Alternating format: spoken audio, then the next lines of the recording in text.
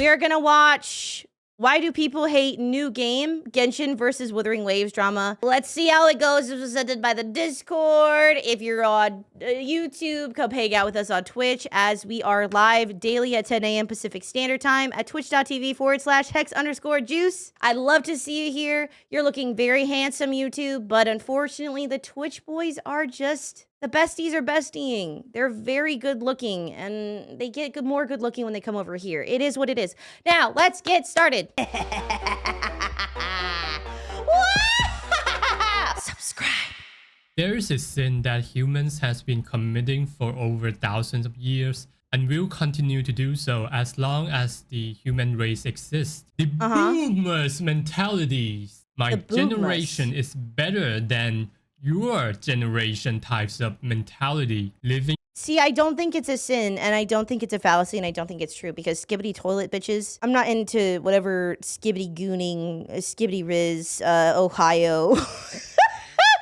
I think that my generation is objectively better than generation skibbity. I fear to find out how they turn out at the end of this. Like, I'm sorry. Maybe that makes me the boomer now, but that shit is so whack. Sorry, just know, I'm better. Hey, maybe it's a sin, but hey, I'm a sinner. In their own cave, gooning about their generation is better than the younger generation all day. Back in my days, we don't watch porn on the internet all days. Okay, but porn on the internet is awesome.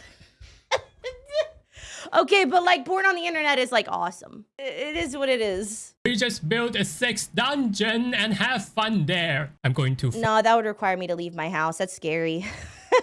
Being around other people to do it. Ooh. So there's a huge drama going on between Genshin and Wuthering Waves. Maybe I'm not saying it correctly. The Wuthering Waves is too new to have any fan base behind it. No, it's not. Put a 1 in chat if you're a fan of Wuthering Waves. If you consider yourself in the Wuthering Waves community. Yeah,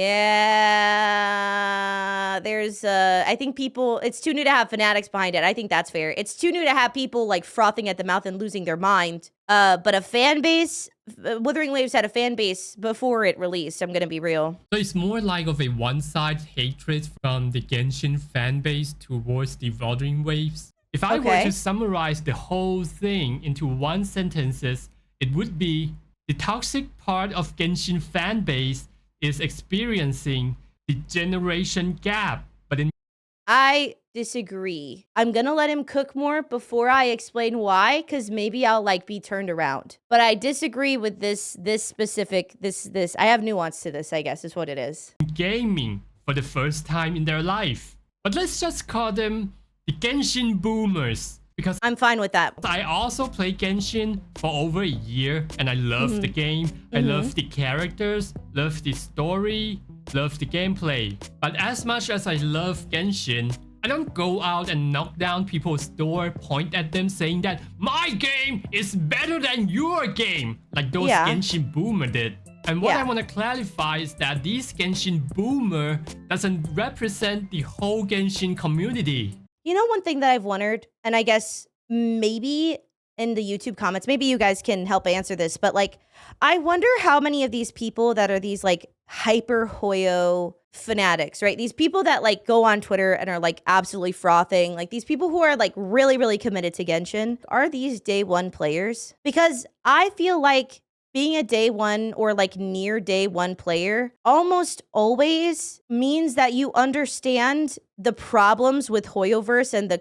company and the game. I think that the way that a lot of people talk about the game, about Genshin now, when they're like really defensive of Hoyo, they tend to really not be somebody who've been playing that long, or they don't seem like they are. Because like, I feel like it's really hard to continue justifying Genshin all of the time the way that some of these people do if you were there for the first anniversary, right? Because that was when I started really being like, hey, I don't think I like this dev. Like, I don't think I really fuck with this dev like at all. Was after the first anniversary of Genshin when I started really being like really critical, because I was already kind of like, I don't really like this, like I don't really like that. But after that first anniversary, like it left a bad taste in my mouth about Genshin. And so I really wonder like if a lot of the people that are big Hoyo like simps, if that's because that they started later on in the game being developed. And so they had a lot of that like QOL. We didn't have any of the QOL that they have now. Like we had none of that, like treasure chest finders, stuff to find the oculi. But they like, if you started later, you might have just started off with just like an easier game to play. I don't think day one players really love the game anymore. I think it's impossible. And why do I call them Genshin Boomer? Because what they did is exactly the same as what Boomer did to younger generation. They just pick random thing that young people do and say it's bad. Like, video games cause violence. They are lazy and they are not hardworking. It's true. They're also, I'm completely broken and had to file for bankruptcy because of all my Starbucks drinks. Shit on young people through the mainstream media. Yeah. It's like how these Genshin boomers do it on the Reddit and the Twitter. So let me explain the whole thing. Wuthering Waves is a newly released game that was just released less than 3 weeks ago. And there's a lot of element in the Wuthering Waves that is similar or even identical to the Genshin, like the combat system and the exploration. I don't think the combat system is that similar to Genshin's at all. Maybe visually to a certain extent because they're just both anime fighting open world games. The actual system of doing damage in Wuthering Waves is not similar at all. There could be some visual similarities, but even if you look at this screenshot, like it is not all that similar, let's be honest. And like the exploration you can say is similar, but the exploration is also similar to Tears of the Kingdom and Breath of the Wild. So it's just like, I guess, but like it's not like those were original to Genshin. Even the way they monetize the game is pretty much the same. It's a gacha game, so yeah. Whether it's on Battle Pass system and how they charge the player monthly. So there's a lot of hate and criticism and niche picking from these Genshin boomers to the Wuthering Waves. And copying is not something new that happened in the gaming industry. It happens countless of times. Like how Fortnite copied PUBG and how Overwatch copied Team Fortress. And even in Genshin, people claim that it's the copy of The Legend of Zelda. So the thing is, like, I think that the copying argument in like most creative endeavors is really asinine. You've never had a fully original thought. Like, that's not a thing. It's not real. Like, it's copying if it's copying directly, right? If you copy someone's homework, then you're copying. But like, something being similar to something else is inevitable. Ludwig talks about this a lot, where it's like yoink and twist. You take an idea and you make it your own and you make it special. That's like everything creatively ever, though. Every creative endeavor is yoink and twist to some point. You yoink it, you twist it, and then you put it out there because it's different now. It's similar, but it's yours. It's inspiration. Everything is inspired by something else. No one's idea is the first idea to have. Like, you're not the first person to have like any idea. And so like this like, oh, it's literally just the same. If you were literally just trying to copy the original, it would never be that good because the original already did it. And also the fact that some things are copied from Genshin is objectively a good thing because familiarity makes people comfortable. When things are familiar and they don't feel like they have to learn like a billion new things at once, it's easier for them to get into the thing, you know? If this game was totally unfamiliar to somebody who played Genshin, it wouldn't have been as successful. It wouldn't have been very interesting to play. So it's a good thing for things to be familiar, and everything to some extent is inspired by something else, just like Genshin Impact was a Breath of the Wild copy in 2020 when it came out. I hate that whole argument because it's just like a complete immature, unnuanced view of how creativity works. If there were any issue for copying, then these multi-billion company would have taken this to the court already. And what makes this even funnier is that the company behind the Genshin, miHoYo, is actually chill with the new game. Their employee even played the This is true. I wonder if he's going to bring up the desk picture, but this is, Wuthering Waves on the live stream and have fun with it. So basically, these Genshin boomer are white knighting the multi-billion company for no good reason. company didn't ask them to do it. Some of them Yes. even go as far as making up misinformation, Several like the times. accusation about botting, leaking phone numbers in real life address through emails of the player who issued the compensation in Japan for the mistranslation of the weapon back then. And that thing was debunked pretty much on the same day. And some rumors about this sketchy exclusive contract for the voice actor. Fucking Saint Tontes. That whole thing was so dumb. And the live streamers just to justify the hate for Wuthering Waves. And all of them are beautifully debunked by this particular YouTuber, Mujin. Mujin is great. Go follow him. So yeah, go give him a subscribe. Yes. And yeah, please subscribe to me. Drop a like and comment. Well, you have to understand that Genshin Impact is very huge, right? Because it's probably one of the most successful game in the history, and it only takes a small portion of the communities of bad actors in it to form a huge amount of haters to do all of these types of attacks. When it comes to internet argument, it's always the minorities that speaks extremely loud. I think for me, because I see a lot of this loud minority argument, okay? Because I'm sure there are plenty, like there's obviously millions of just normal people who play Genshin. The problem is that those people are so incredibly feral. This isn't like the boomer thing where boomers kind of go, well, back in my day, we weren't spending all of our money on our ridiculous avocado toast. Like this like judgmental thing. This is like, these are people who will wish death upon you, that will make shit up and then spout it forever after it's been debunked. But those people will still inevitably be on Twitter and comment sections all over the place, still spouting it as if it was true, because they don't actually care what the truth is. I personally don't believe that the problem is a boomer mentality. This is me putting on my armchair psychology cap. Okay, so we'll put on the tea for this one. I think a lot of these players probably are younger, maybe not children, but younger people who have created a sense of community and a sense of belonging among other Genshin Impact freakazoids. They have sort of replaced having like healthy, normal, meaningful interactions with people with their sort of obsession with this game. And part of that is that Genshin Impact and gacha games in general, but Genshin Impact very specifically, does a lot to create these like high parasocial relationships with their characters. I mean, HSR does it as well. I think a good example of that in a lot of ways is Firefly, where you have like a very strong, like, I think a lot of people cried at the newer Firefly trailer, you know, because like they want you to have this like deep connection to characters because it makes you wish. But when you have like a parasocial bond with the character, because some of these people make that character their identity. We've seen that several times. People will make, my whole personality is that I'm obsessed with this character. There's so many like content creators, people on Twitter that are like that. And then you also add in the fact that these are things that they spend money on, like oftentimes a lot of money, and they spend time on. And then they have a community, an echo chamber that bounces back that the things that they do are valid and okay. And they don't want to leave that community because being shunned from that community sucks because they're pretty rabid and feral and awful. And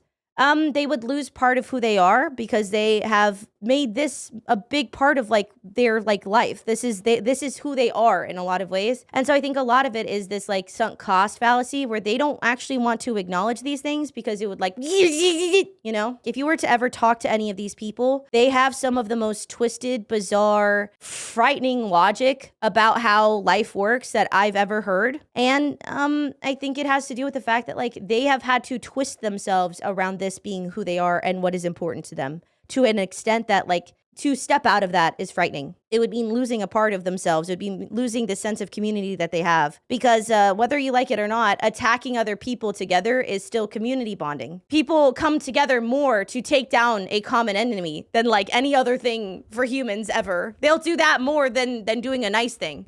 that sense of having something to fight for and believe in and care about is hard to let go. I genuinely believe this. This, I think, is also an empathetic take for this, because I could go the route of like, oh, they're just crazy kids and they just want to fuck the characters and they don't know that they're not real and all this shit. Like, I could do that very easily, and I think people would probably applaud and be like, yes, I hate the crazy Genshins. I hate the crazy Hoyos. The amount of cost that they have sunk into this game, emotionally, time-wise, money-wise, everything is very high, and to let go of that would be devastating and difficult. And I think, again, this is because they tend to be younger. So loud that they thought they are the majority. It's pretty much the same situation in any internet communities, whether it's politics or the drama online. Because if you're a normal person, you would have just go on with your day instead of spending all day to argue on this Twitter and the Reddit. While it's perfectly fine to have your own preference on anything, but going to the extent that making up the misinformation and spread it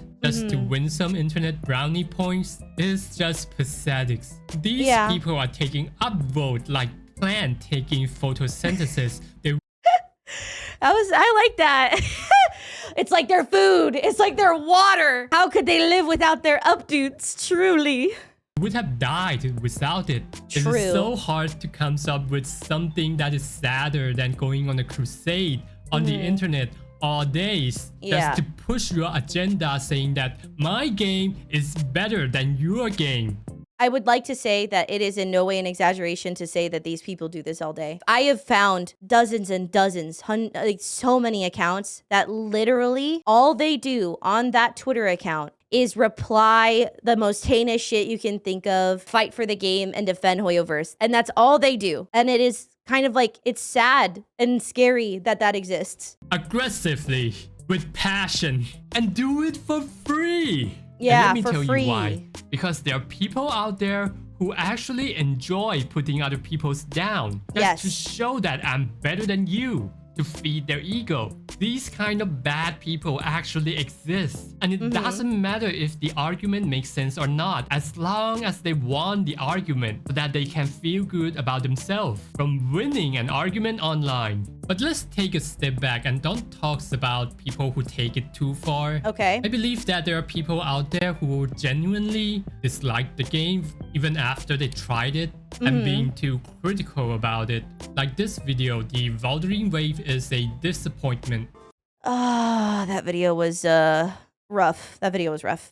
Being in 2024, I think it's a bare minimum standard that a story-based 3D game should understand how to have conversational manners. In short, the switching of camera angles in this I think that this take was so ass because he's seeing it as if we're playing from the eyeballs of the main character. That the camera needs to be facing as if we are the main character facing the other characters. But the way that the camera was to be cinematic and allow you to see the reaction of the main characters. This was a bad opinion to me, and I don't understand it. I don't know if this is like a cultural difference thing either, like it could be. But it's like, we're looking at the people who matter. I don't give a fuck about this random ass NPCs. I don't care how they're feeling about this moment. I want to know how my main characters feel. I want to know how I'm supposed to feel. Like, that was like such a weird take to me, genuinely. This game is horrendous. In the video, he said he tried the game for over an hour, which is not a lot for a game like this. I think half of the takes are pretty fair, but he is also too critical about it. It was massive nitpicking the whole time. I'm just gonna be honest. Like that video was crazy nitpicks. I'm being too harsh on the wording, but I think people like this are perfectly fine because it is okay to have preference. But sometimes we are being too quick to judge on something. I think we need to discuss a little bit deeper about it. Why our new games can be hard to accept. And I think there are two major reasons behind it. So the first one being the neuron plasticity. When you are learning new things or adapting to the new environment, it will cause some levels of discomfort and pain in the brain, a physical pain. It can happen when you are experiencing something new like cultural shock, learning a new language, or even playing a new game, which I don't think that this is the best way of utilizing this concept, especially because neuroplasticity is typically more in reference to the enhanced neuroplasticity of children. Their brains are more, primed to learn new things. And so they have enhanced neuroplasticity to be able to accommodate learning stuff more quickly, because that's the part of your life where you're learning like everything. And adults have less neuroplasticity, and that's usually where that concept is kind of utilized. I think that this is not necessarily a situation where this would come into play, because something like culture shock is not really the same levels of like a new thing that you're experiencing as something like playing a slightly different video game than you're used to. If we put into a learning perspective, it also means that you are getting out of the comfort zone, because your brain needs to restructure itself to adapt to the new thing. I do think that when we are playing the new game, we also have to adapt to the new set of rules, new kinds of mechanics of the game. Like if you're moving from a classic shooter game like PUBG into the Fortnite, you wouldn't have hard times aiming and shooting, but you would have hard time literally building a wall or a high ground to get yourself into an advantageous position. Because there's no other FPS game you can just build a skyscraper within a minute. And I can see why this imposed a lot of discomfort to people who are already used to the classic shooter game. If this was true, like, no one would ever like anything new. Because the way that he's applying it is not necessarily the way that you would typically apply something like this. Like, yes, to a certain extent, new things cause you discomfort because your brain is already set in the way that the old thing works. But the reality is that, like, if this was such a problem that it would cause people to act like people are for Wuthering Waves, a lot of that really crazy, insane misinformation shit would not have happened before the game came out. Because a lot of that was before the game even released and anybody had even played it. And B, nobody would kind of like any new game. You would only ever want to play the thing that you already played. You would never really be willing to try new things if it was this severe for this application of this concept. So I think the same thing also happens when people from Genshin moving towards the Wuthering Waves, like this particular post from the Reddit. To put it simply, it's fun, very fun, love the characters, swap mechanic, love the echo caching. But my biggest problem is how weightless characters feel. Like when running, they look as if a gust of wind can throw them off a cliff. There's no weight behind their movement. Fighting is fantastic due to how high speed it is, but apart from that, movement has no weight behind it. The original videos was aimed to make fun of the cherry-picking behavior from this post, but I find the criticism is coming from a totally understandable place, because you're not playing the same game, and every game has different physics. Back when I was moving from... I think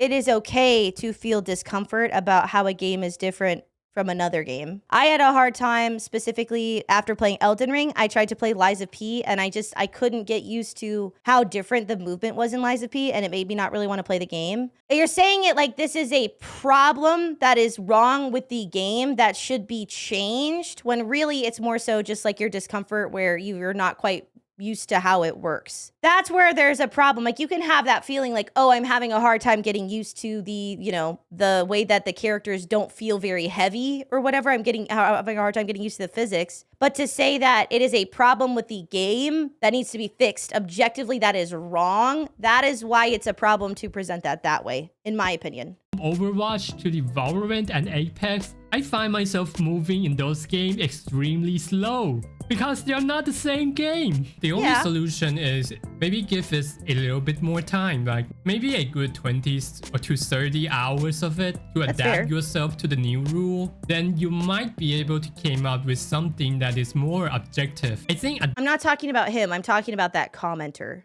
is what I'm saying.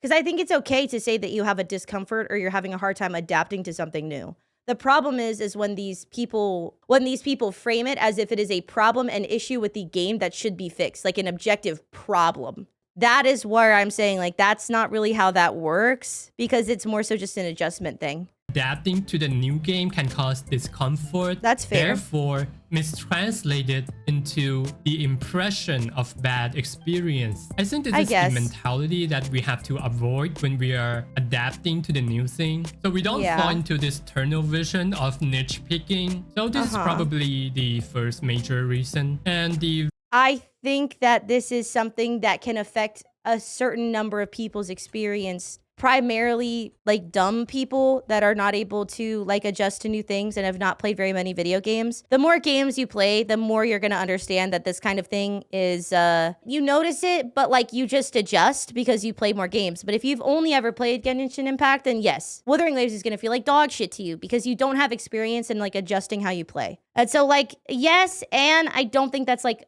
one of the main reasons that people hate on Wuthering Waves. Reason number 2 is that some people will be more open-minded and some people doesn't according to the Big 5 personality test, which is also totally fine. Because to be fair, at this day and age, with so many misinformation spreading around like wildfire, we can't just take everything as the face value. But when it comes to gaming experience, like everyone has very different experience in different game. So in some way, if the game fit your genre, but somebody on the internet said it's bad, then it doesn't mean that you should take it as face value. You should I think that using psychological concepts, like psychology concepts in this way, to sort of tangentially support an argument is odd.